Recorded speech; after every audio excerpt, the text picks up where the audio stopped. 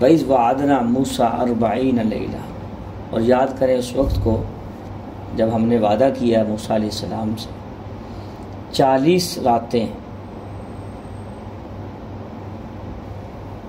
پھر ثم اتخذتم العجل، 40 راتوں کے لیے موسیٰ علیہ السلام کو جب بلایا ہم نے کوہ طور پر، مفہوم کے ساتھ ترجمہ یہ ہوگا، پھر بنایا تم نے ان کے بعد بچڑے کو معبود، تم بہت ظلم کرنے والے ہو، ثم عفونا عنکم، پھر ہم نے درگزر کیا تم کو اس کے بعد تاکہ تم شکر گزار بندوں میں شامل ہو جاؤ۔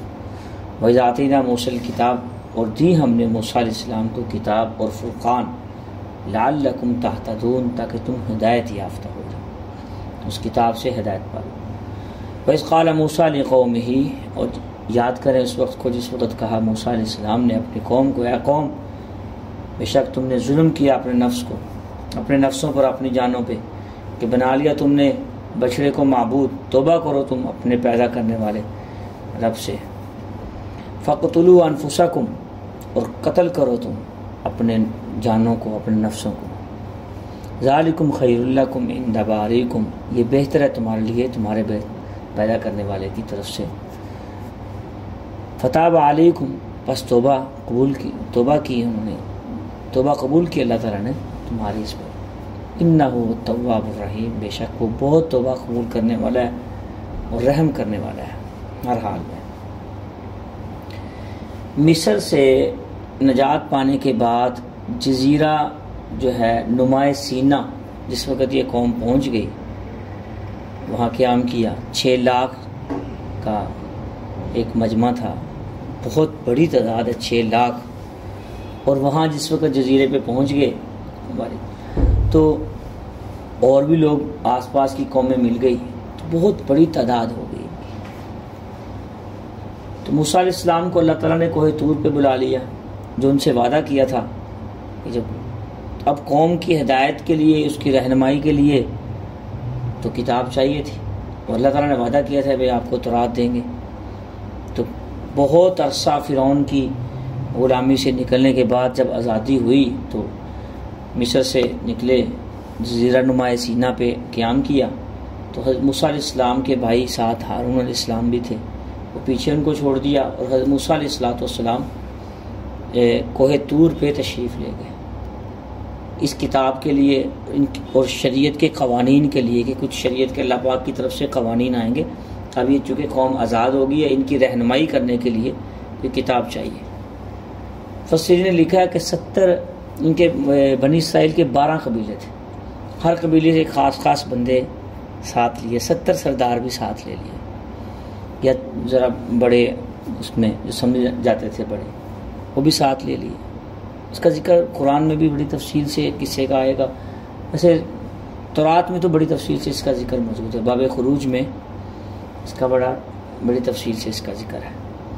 تو جس وقت وہاں گئے 40 دن کے لیے حضرت موسیٰ علیہ السلام، پیچھے سے قوم نے کیا کیا، یہ لمبا قصہ ہے، بہت سی جگہوں پہ آ جائے گا، میں تھوڑا سا اشارہ دے دیتا ہوں۔ ساتھ میں سامری تھا، یہ اصل میں ان کے دو پڑوسی قومیں تھی مصر اور کنعان میں، وہ گائے اور بیل کی پوجا کرتی تھی، تو پیچھے سے انہوں نے اسی قوم کو نقل کرتے ہوئے، اسی قوم کی پرستش کو دیکھتے ہوئے بہت سے لوگوں نے افواہیں ڈال دی کہ موسیٰ علیہ السلام نے 30 دن کا وعدہ کیا تھا، ابھی آئے نہیں ہیں، موسیٰ علیہ السلام معاذ اللہ انتقال کر گئے ہیں، پیچھے سے ہمیں کوئی معبود چاہیے۔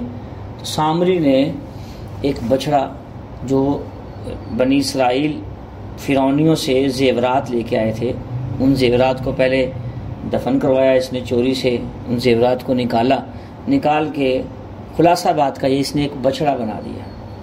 مفسرین نے اس کے بارے میں 2 رائے لکھی ہیں، ایک رائے تو یہ بھی لکھی ہے کہ اس کا اس طریقے سے اس کا دم اور منہ کا سوراخ بنایا کہ جب اس میں سے ہوا نکلتی تھی تو آواز پیدا ہوتی تھی اس بچڑے سے، تو یہ کہنے لگا کہ یہ دیکھو تمہارا معبود یہ ہے، تو یہ بولتا بھی ہے، تو جبکہ اس نے اس طریقے سے اس کی بناوٹ بنائی تھی، ہوا گزرتی تھی اس سے۔ اس کی چھوٹی سی مثال آج کل بھی مل جاتی ہے، یہ باجا جو ہوتا ہے، دیکھیں ہوا گزارتے ہیں چھوٹے چھوٹے بچے 14 اگست پہ، آزادی پہ، یا عام طور پہ گلی محلے میں ہوا پھونک مارتے ہیں تو تھوڑا سا پریشر کے ساتھ آواز پیدا ہوتی ہے، یہ تو ویسے میرے بات ذہن میں آ گئی، لیکن مقصد یہ تھا کہ وہ بولنے لگ گیا بچڑا، تو آواز نکلتی تھی، تو انہوں نے بنی اسرائیل لیے کمزور ایمان تھے، تو انہوں نے بہت ساروں نے اس کی پوجا اور پرستش شروع کر دی۔ یہ اس کا بڑی تفصیل سے ذکر آتا رہے گا وقتاً فوقتاً۔ تو اس کا ذکر بائبل میں کتاب خروج باب 24 سے لے کے 31 تک اس کی تفصیلات موجود ہیں۔ مزید اس کی تفصیل دیکھنی ہو تو آپ 32 صفحے میں دیکھ لیں، اور بھی بہت سی جگہوں پہ اس کی تفصیلات موجود ہیں۔ تو اس کا ذکر ہے کہ ہم نے 40 دن کے لیے موسیٰ علیہ السلام کو وہاں بلایا، تو تم نے پیچھے سے بچڑے کی عبادت کرنی شروع کر دی، حالانکہ تم دیکھ رہے تھے یہ تو ایک بے جان چیز ہے، یہ تو ایک اس کی سونے اور چاندی کی بنی ہوئی ہے، یہ تو ایک بت ہے۔ تو وہ پرستش آج تک چلی آ رہی ہے۔ ہمارے پڑوسی ملک میں دیکھیں، گائے کو ماتا کہتے ہیں، اور کیسے کیسے پوجا کر رہے ہیں، اس کا پیشاب پیتے ہیں۔ ہمیں اس پہ اللہ کا شکر ادا کرنا چاہیے کہ دنیا میں 42 مذہب ہیں، اس سے زیادہ ہی ہو رہے ہیں اب تو، لیکن اللہ تعالیٰ نے ہمیں، اللہ تعالیٰ کا شکر ہے، ایسا پاکیزہ اسلام دیا کہ ہم اس رب کی عبادت کرتے ہیں جو نہ کھاتا ہے، نہ پیتا ہے، نہ سوتا ہے، ساری کائنات سو رہی ہوتی ہے، وہ جاگ رہا ہوتا ہے، ہماری حفاظت کر رہا ہوتا ہے، ہر لمحے ہمارے ساتھ ہے، ہر گھڑی ہمارے ساتھ ہے، ہمارے خوشی میں ہمارے ساتھ، ہماری غمی میں ہمارے ساتھ۔ پھر اس سے بڑی بات ہمیں جس پہ شکر ادا کرنا چاہیے، اگر ہم سے نافرمانی ہو جائے یا نافرمانی کر لیں ہم، وہ پھر بھی ہمارے ساتھ رہتے ہیں۔ اگر ہم غلطی کر لیں پھر بھی ہمارے ساتھ، فرما برداری کریں پھر بھی ہمارے ساتھ، خوشی میں، غمی میں، تنہائی میں ہمارے ساتھ، مجلس جہاں کوئی نہ ہو، اکیلا انسان، وہاں رب اس کے ساتھ ضرور ہوتا ہے۔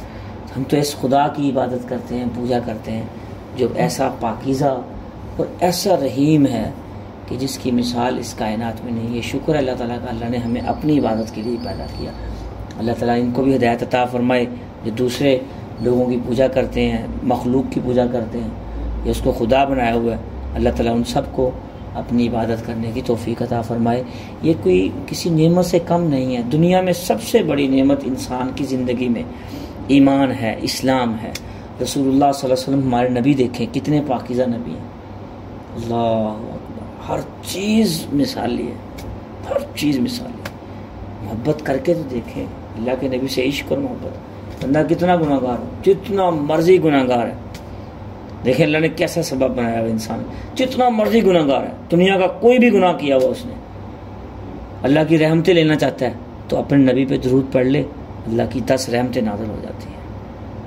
اللہ، ایک دفعہ درود پاک پڑھنے سے گناہ معاف، 10 گناہ معاف ہوتے ہیں، 10 درجے بلند ہوتے ہیں۔ علامہ سیوطی رحمہ اللہ لکھا ہے کہ جنت کے درجات کتنے ہیں، جتنے قرآن کے حروف ہیں اتنے جنت کے درجات ہیں قرب الہی کے۔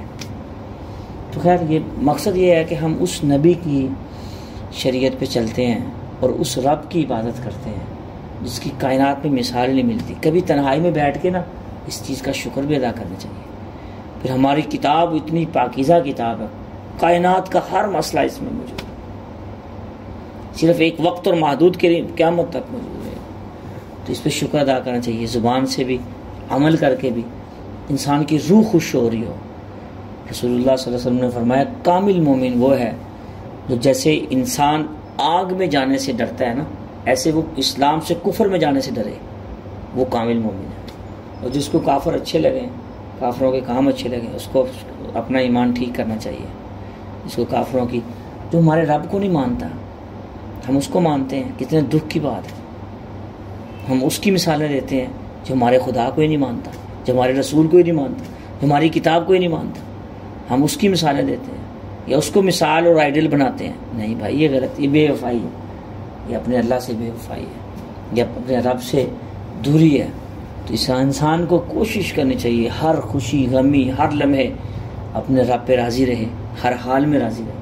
قرآن میں آتا ہے آسان تکرہوا شیئا وہو خیر لکم وآسان تحبوا شیئا وہو شر لکم، اے میرے بندے بہت سی چیزیں تجھے پسند ہوتی ہیں لیکن میں تیرے لیے وہ چیز پسند نہیں کر رہا ہوتا، اس لیے میں نہیں دیتا، اور بہت ساری چیزیں تجھے ناپسند ہوتی ہیں، اللہ پاک فرما رہے ہیں، لیکن میں تیرے لیے پسند کر رہا ہوتا ہوں، وہ تجھے دے دیتا ہوں۔ آسان تکرہوا شیئا وہو خیر لکم وآسان تحبوا شیئا وہو شر لکم۔ اس لیے اللہ تعالیٰ کے سپرد اپنے سارے معاملات، چاہے دین کے ہوں یا دنیا کے ہوں، زندگی کے سارے معاملات اندرونی ہوں یا بیرونی ہوں، رب کے سپرد کر دینے چاہیے۔ میرا خدا جانے، اس کے کام جانے، میں تو اپنے رب کے سپرد کرتا ہوں۔